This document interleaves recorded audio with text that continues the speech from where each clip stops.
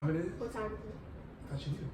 What time is it? It's the Master Breakdown time. Master Breakdown time. We're back. This is your girl Nat. And it's your guy Javier. Not is it? Yes. And we are MVSTERmind Media. If you're new to our channel, welcome, welcome, welcome. We're so glad to have you, and we're so glad to have you here for the Master Breakdown. As these YouTubers say, like, subscribe, and turn on your post notifications for more amazing business, lifestyle, and vlogging videos. She's like her angles. Angles, you know. So who we breaking down MVSTERmind today? I like you did that. So this is a new segment, okay? And this is the Master Breakdown. Well, you know we got the whiteboard and stuff. It's the Master White Board. The Master Whiteboard. Yeah. It's the Master Whiteboard. The mini Master Whiteboard. We got a bigger one. Yeah. The Master Mini. The Master Mini. When we break out the whiteboard, you know, it's time to talk about master strategy. Yes. So today we are breaking down the music industry, and we're gonna hit on a few key points and some key musical trends from artists that have been popping off lately, right? So first artist we're talking about is Meagan Thee Stallion for all my hotties and Nicki Minaj for all my Barbie gang, okay? So basically, if you don't know, Meagan Thee Stallion is a new female rap artist on the scene, and Nicki Minaj is a legendary. She's a legend now. It's been a long time. Yeah. She's a legendary female rap artist that has been on the scene. So basically, She's from New York. She is from New York. Had to throw it in her. BX good. I don't know if she's from BX. She's not, but I am, so I had to, you know. So Well, I think Megan's from Florida, right? no, she's from Houston. You're totally off, bro. Damn, I thought I had one. You thought you had one. You can wait. Damn. I don't even know who's from Florida. You can just wait. Meagan Thee Stallion and Nicki Minaj. So Megan is a fresh new female rap artist on the scene. Nicki Minaj is a female rap legend, right? So something that why they're on the master board today is simply because they dropped a new single like last night, 12 a.m. What's it called? It's called Hot Girl Summer. Right? So I don't know if you guys know, but the whole trend, hot girl summer, hot boy summer, like, you know what I'm saying? Like, Shout out to the hot boys out there. We up right now. whatever. All that, Summer, but we up. all those trends for the summertime, right? And so that was kind of coined by Meagan Thee Stallion because her whole brand is kind of like the hotties, right? So hot girls, like, you know, all that stuff like that. So basically, Megan has been really on and really hot all summer. Her brand has really taken off very well this summer. She was just at OVO Fest with Drake. Shout out to my favorite artist. And gotta plug him. And she's doing a lot of great things, a lot of big things, touring all over the place. And she's been doing numbers trending all summer for different things. And so basically, as we know now, on Nicki Minaj's side, she has been in the media a lot lately, but for beefing with Cardi B back in the day, like not back in the day, but back a little time ago, Remy Ma. And her brand was taking a bit of a punch simply because she was looking like she couldn't collaborate. She was a hater. Like, yeah, like she was a hater. Like she couldn't. I'm sorry. You're a hater. Ouch. That would hurt. So we don't get hurt that easy. Tough skin. So yeah, where was I? Nicki Minaj was taking Yeah, so her brand was taking some punches because she was looking like she couldn't collaborate. Boom, boom. She couldn't collaborate with other female artists. That's what it was really portraying in the media. So, you know, her brand was taking a bunch of hits. So not too long ago, her and Meagan Thee Stallion went on live together, and it was like, oh, such a big thing because it's like, oh man, they're both great. They're coming together. Like, whoa, this is huge. Both of their audiences, hotties, and Barbie gang, were really loving that they were on live together. It was great.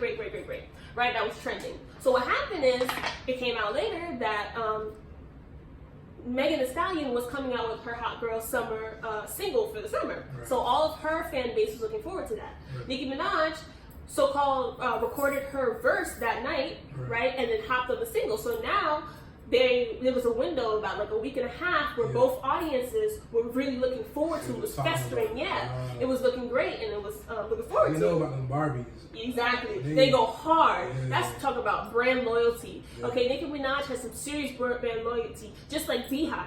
You know, like just like God, you remember Justin Bieber, like all of these key the something like that. The key artists that really had strong brand loyalty and their fan base were so in love with them, they'll be passing out and doing crazy stuff and cult-like following. Where you kind of want your brand for your business to have a cult-like following. So these are great tips to take. Right. And so, long story short, they recorded the song dropped, right?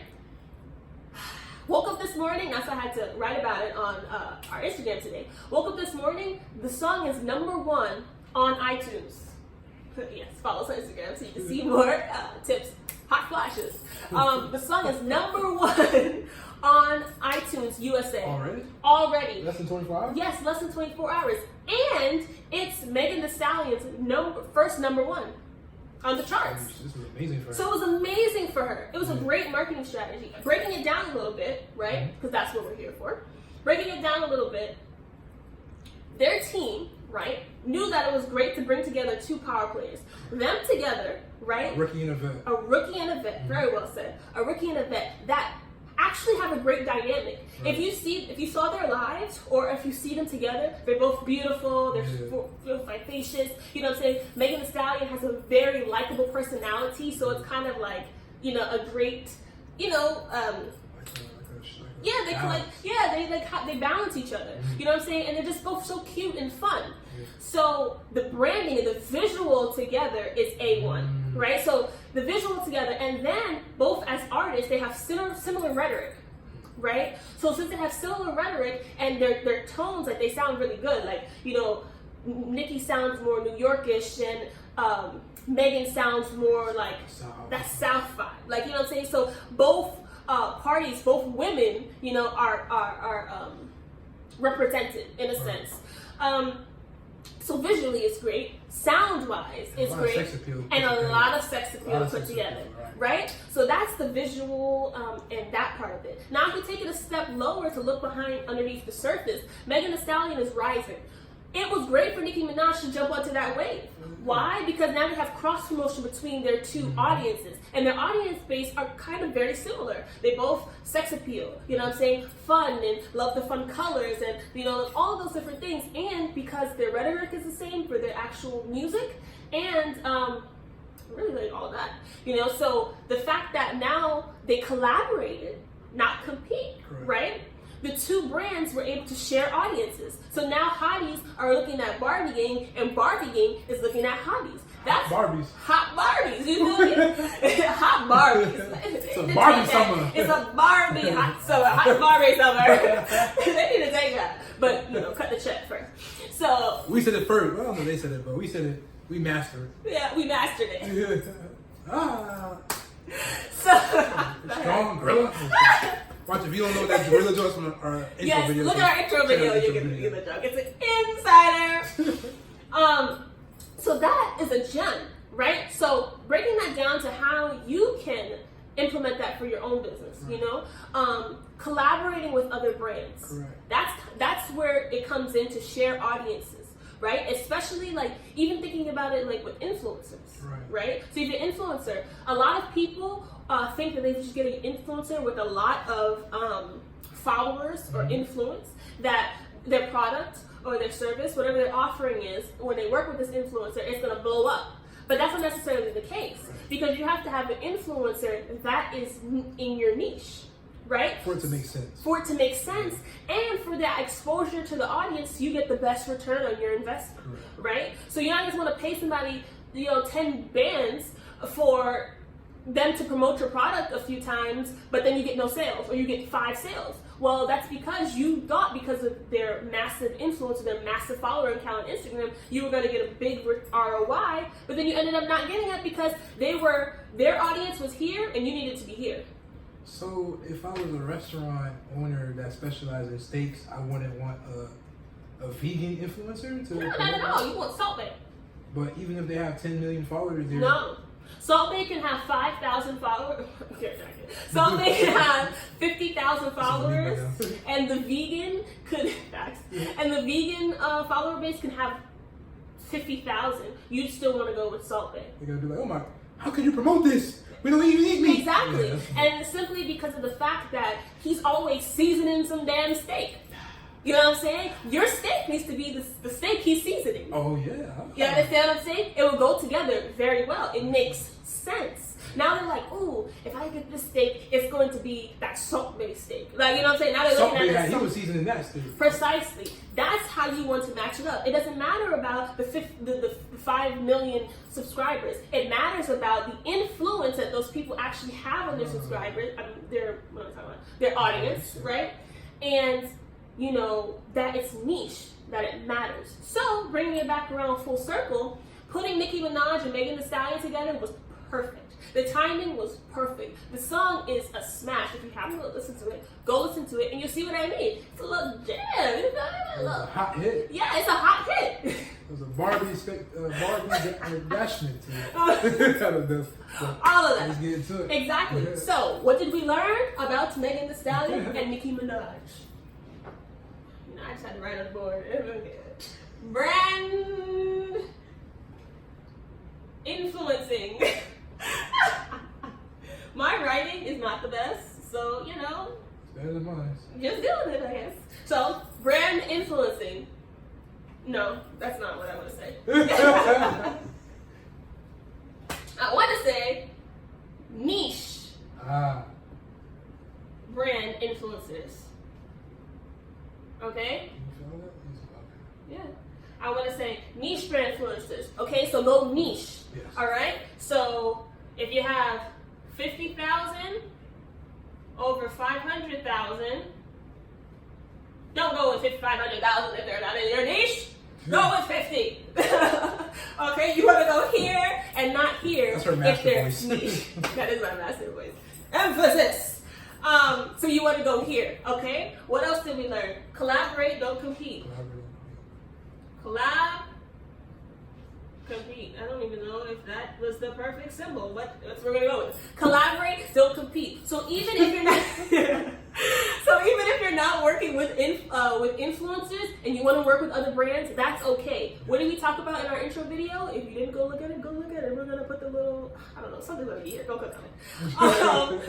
The fact that no more crabs in a barrel mentality. Just because this person's eating doesn't mean that you can't eat too.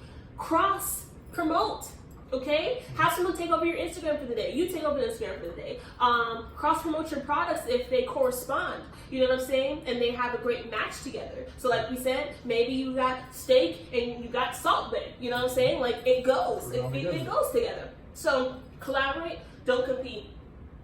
Compete and collaborate? No, that's wrong. Exactly. What is our other takeaway? It's a hot summer. It's a hot summer. But yes, so branding is key, as we already know, and this marketing strategy was great. What did their collaboration result in? Their collaboration resulted both mutual benefit. It was great PR for Nicki Minaj because now she was looked at in the media as she works exclusively. Right. So now it looked at, oh, she didn't want to work with these people because of differences or something like that. Not because she stank. Right. You know what I'm saying? But because she just has a certain vibe that she likes to go with. You know what I'm saying? She found somebody that kind of matched her energy. Precisely. So now they've kind of redefined what the rhetoric was. You know what I'm saying? They have taken over what she looks like in the media right now and redefined it. Right? So that was great for her. Meagan Thee Stallion, great for her because she's making money. You know what I'm saying? She's getting streams. She's getting more recognition. Working with a legend like this and getting basically Nicki to sign off by hopping on the song did wonders for her and introduced her to Barbie Gang and gave her that verified symbol. So, oh, she's verified now. No, I'm just saying like verified. Yeah, she's verified. Social media, right? She's verified, but I'm just saying like gave her that check off in the industry. Like man, she's Barbie approved. Precisely. I mean, think about the people: Cash Doll, China Doll, Barbie Doll, like all these people, Dolly Doll, Asian Doll. All these people, they haven't worked with some of the greats or some of the legends, so technically they're still slept on. Right. But when you team up with someone that has like, you know what I'm saying, some like clout and a loyal cult following, and they introduce you to their loyal cult following, saying, "Hey, this person's good. Go listen to their music." They're gonna see a rise. Okay. Because they broke a record, you said? Yeah, #1, first female rap collab to go #1 on the iTunes USA charts, and this is Megan Thee Stallion's first #1. And I think the real like master takeaway from this is the fact that it's been less than 24 hours. Yeah. I think you said you woke up to this. Yeah, there's a whole bunch of memes out too. This is the power of social media. Right. So guess what? Now, it's another master takeaway. Now what they have is they allow their audience to do the marketing for them. There's a whole bunch of free marketing. They put out the single cover, right? And it was Megan Thee Stallion, right? And guess what they did? They put Nicki Minaj in the thing. Oh, she wasn't in the original. No! Like, the fans did that. People that did great artwork did that, and it went out and it was viral. So now there's memes all over the place of them both on horses or whatever they're on. You know what I'm saying? Looking fly, animated, right? And it's branding all over the place. It's marketing them all over the place. Now people are just seeing it like, oh, they're working together? Well, who is this? Oh, they both fly. Or da-da-da-da-da. Boom, you listen to the song, you're a fan. And even if you don't know there's a song together, you just Google the names and you automatically see SEO. Precisely. So that's really how social media is a monster, because they put out shareable content. People took that content, manipulated it, and make it even more shareable. Now it's viral. And that's really how it works. And we'll keep breaking it down to you as how to do it, because we know how to do it. We made a lot of posts go viral, especially for sat raps, especially for a lot of our clients. And it's important to know how to interact on social media to get your offerings out there. You can be great at producing it, but if you don't know how to take control of distribution, you're losing. Facts. And that's period. You know me? So that is our segment on Megan Thee Stallion and Nicki Minaj. Stay tuned, because we're going to jump into Little Nas X. Rodeo Town.